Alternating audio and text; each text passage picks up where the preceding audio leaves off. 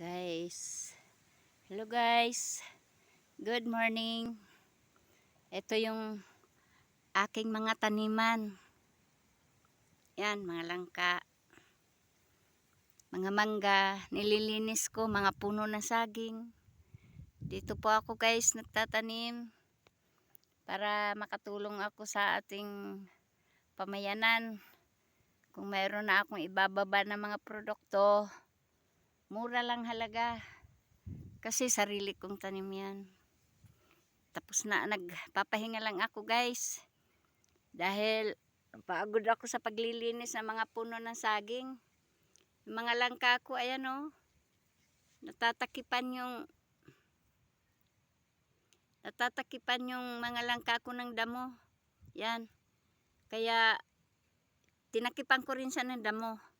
Para nilinis ko, tinakipan ko yung puno niya. Tinakipan ko yung puno kasi guys, bakit tinakipan ko yung puno? Magano na ngayon, magtatag-init na.